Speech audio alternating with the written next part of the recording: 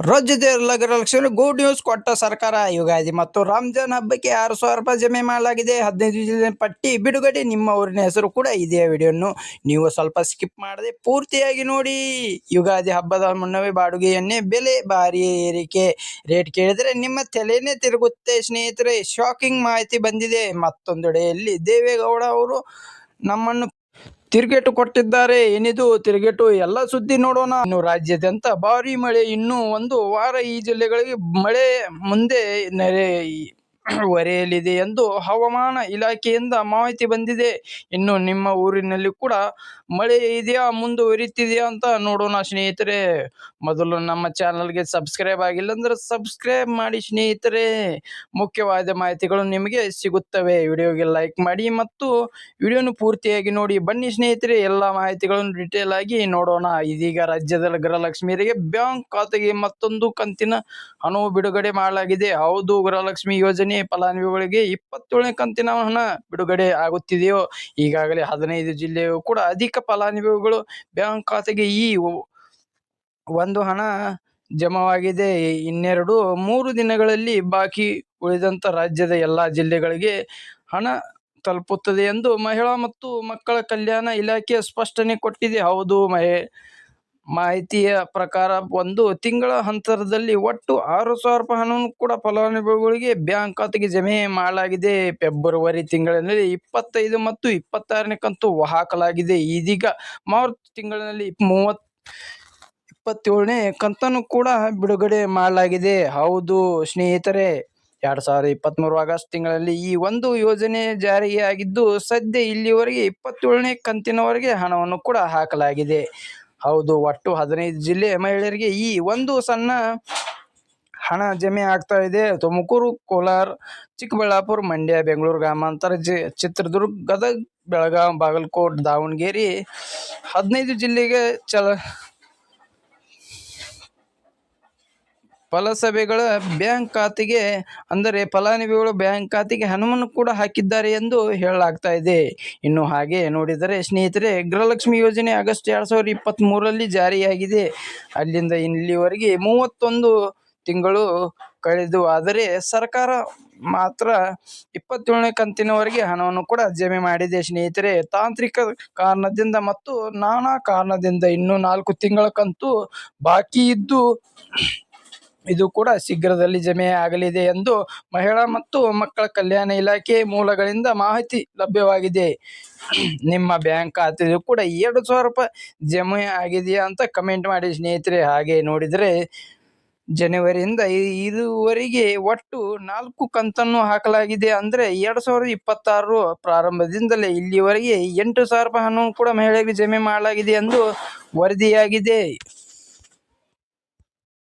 ನಿಮ್ಮ ಬ್ಯಾಂಕ್ ಖಾತೆಗೆ ಎಷ್ಟು ಕಂತು ಕಳೆದ 3 ತಿಂಗಳಿನಲ್ಲಿ ಜಮೆಯಾಗಿದೆ? ದಯವಿಟ್ಟು ಕಮೆಂಟ್ ಮಾಡಿ. ಬನ್ನಿ ಎರಡನೇ ಮಾಹಿತಿಗೆ ಹೋಗೋಣ. ಇದೀಗ ಯುಗಾದಿ ಹಬ್ಬದ ಸಮಯದಲ್ಲಿ ಅಡುಗೆ ಎಣ್ಣೆ ಬೆಲೆ ಕೂಡ ಭಾರಿ ಏರಿಕೆಯಾಗಿದೆ. ಹೌದು, ಯುಗಾದಿ ಹಬ್ಬದ ಸಮಯದಲ್ಲಿ ಕರ್ನಾಟಕದ ಜನತೆಗೆ ಮತ್ತೊಂದು ದೊಡ್ಡ ಶಾಕ್ ಎದುರಾಗಿದೆ. ಮಧ್ಯಪ್ರಾಚ್ಯದ ಯುದ್ಧದಲ್ಲಿ ನಡುವಿನ ಅಡುಗೆ ಅನಿಲ ಸಿಲಿಂಡರ್ ಕೊರತೆ ಬೆನ್ನಲ್ಲೇ ಈಗ ಅಡುಗೆ ಮನೆಗೆ ಮತ್ತೊಂದು ಶಾಕು ಸಿಕ್ಕಿದೆ. ಅಂದರೆ ಶಾಕಿಂಗ್ ನ್ಯೂಸ್ ಬಂದಿದೆ. ಎಣ್ಣೆಯು ಕೂಡ ಯುದ್ಧದ ಬಿಸಿ ತಟ್ಟಿದ್ದು ಅಡುಗೆ ಎಣ್ಣೆ ಬೆಲೆ ಭಾರಿ ಏರಿಕೆ ಕಂಡಿದೆ. ಹೌದು, ಪಾಮ್ ಆಯಿಲ್, ಸನ್ಫ್ಲವರ್ ಆಯಿಲ್ ಮತ್ತು ಶೇಂಗಾ ಎಣ್ಣೆ ಸೇರಿದಂತೆ ಅಡುಗೆ ಎಣ್ಣೆಗಳ ಬೆಲೆ ಕೂಡ ಗಗನಕ್ಕೇರಿದೆ. ಸ್ನೇಹಿತರೆ, ಇರಾನ್, ಅಮೆರಿಕ, ಇಸ್ರೇಲ್ ಯುದ್ಧದ ಪರಿಣಾಮ ಜಗತ್ತಿಗೆ ತೈಲ ಮಾರುಕಟ್ಟೆ ಸ್ಥಿರವಾಗಿರುವುದರಿಂದ ಇದಕ್ಕೆ ಮುಖ್ಯ ಕಾರಣ ಎಂದು ವ್ಯಾಪಾರಿಗಳು ಹೇಳುತ್ತಿದ್ದಾರೆ. ಅಡುಗೆ ಎಣ್ಣೆ ಬೆಲೆ ಕೂಡ ಕೇವಲ 15 ದಿನಗಳಲ್ಲಿ ಭಾರಿ ಏರಿಕೆಯಾಗಿದ್ದು ಸ್ನೇಹಿತರೆ, ರಾಯಚೂರು ಜಿಲ್ಲೆಯಲ್ಲಿ ಎಣ್ಣೆ ವ್ಯಾಪಾರಿಗಳು ಹೇಳಿದ್ದಾರೆ ಸ್ನೇಹಿತರೆ.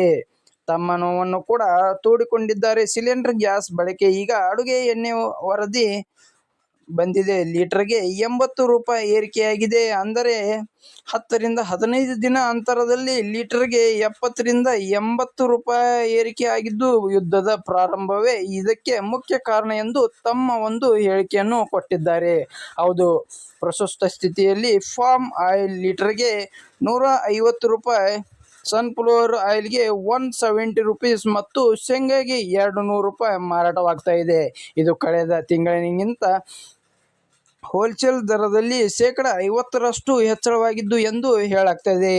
ಯುಗಾದಿ ಹಬ್ಬಕ್ಕೆ ಎಣ್ಣೆ ಖರೀದಿ ಮಾಡುವ ಜನರು ಕೂಡ ಈಗ ದೊಡ್ಡ ನಷ್ಟವನ್ನು ಅನುಭವಿಸಬೇಕಾಗಿದೆ. ಹೌದು, ಹಬ್ಬದ ಸಮಯದಲ್ಲಿ ಎಣ್ಣೆ ಬಳಕೆ ಹೆಚ್ಚಾಗುತ್ತಿದೆ. ಆದರೆ ಈ ಒಂದು ಬೆಲೆ ಕೂಡ ಏರಿಕೆಯಿಂದ ಅನೇಕ ಬಡ ಕುಟುಂಬಗಳಿಗೆ ಹಬ್ಬದ ತಯಾರಿ ಕಡಿಮೆ ಮಾಡುವ ಸ್ಥಿತಿಗೆ ಬಂದಿದ್ದಾರೆ. ಬನ್ನಿ ಇದೀಗ ಮತ್ತೊಂದು ಮಾಹಿತಿ ಹೋಗೋಣ.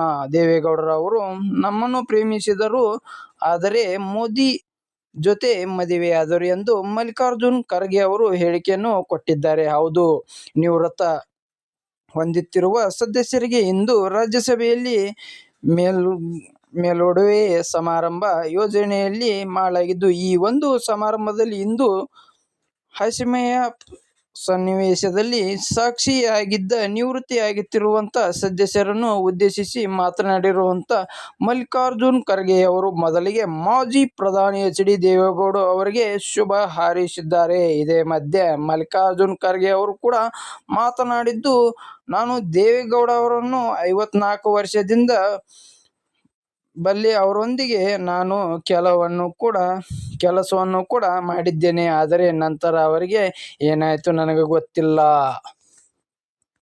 ಅವರು ನಮ್ಮನ್ನು ಪ್ರೀತಿಸುತ್ತಿದ್ದರು, ಆದರೆ ಪ್ರಧಾನಿ ನರೇಂದ್ರ ಮೋದಿ ಅವರೊಂದಿಗೆ ಮದುವೆಯಾದರು ಎಂದು ಮಲ್ಲಿಕಾರ್ಜುನ್ ಖರ್ಗೆ ಅವರು ಹಾಸ್ಯವಾಗಿ ಹೇಳಿಕೆ ಕೊಟ್ಟಿದ್ದಾರೆ. ಸದ್ಯ ಇವರ ಒಂದು ಹೇಳಿಕೆಯಿಂದ ರಾಜ್ಯಸಭೆಯಲ್ಲಿ ಇದ್ದಂತ ಎಲ್ಲಾ ಸದಸ್ಯರು ನಕ್ಕಿದ್ದು, ಇದೇ ಮಧ್ಯೆ ಹಾಜರಿದ್ದಂತ ಪ್ರಧಾನಿ ಮೋದಿ ಅವರು ಕೂಡ ನಗುತ್ತಿರುವುದು ಕಂಡು ಬಂದಿದೆ. ಇನ್ನು ಇವರ ಒಂದು ಹೇಳಿಕೆ ಮಾಜಿ ಪ್ರಧಾನಿ ಎಚ್.ಡಿ. ದೇವೇಗೌಡರು ಕೂಡ ತಿರುಗೇಟು ಕೊಟ್ಟಿದ್ದಾರೆ. ಹೌದು, ಕಾಂಗ್ರೆಸ್ ಜೊತೆಗಿನ ವೈಯಕ್ರಿಯ ಮದುವೆ ಬಲವಂತ ಮದುವೆ, ಅದಕ್ಕೇನೆ ಡೈವರ್ಸ್ ಆಯ್ತು ಎಂದು ಎಚ್.ಡಿ. ದೇವೇಗೌಡ ಅವರು ಕೂಡ ಹೇಳಿಕೆ ಕೊಟ್ಟಿದ್ದಾರೆ. ಕಾಂಗ್ರೆಸ್ ಪಕ್ಷದೊಂದಿಗೆ ಮೈತ್ರಿ ಬಗ್ಗೆ ಮಾಜಿ ಪ್ರಧಾನಿ ಎಚ್.ಡಿ. ದೇವೇಗೌಡ ಅವರು ಕೂಡ ಸ್ಪಷ್ಟನೆ ಕೊಟ್ಟಿದ್ದು, ಅದೊಂದು ರೀತಿ ಬಲವಂತ ಮದುವೆ ಎಂದು ಕರೆದಿದ್ದಾರೆ.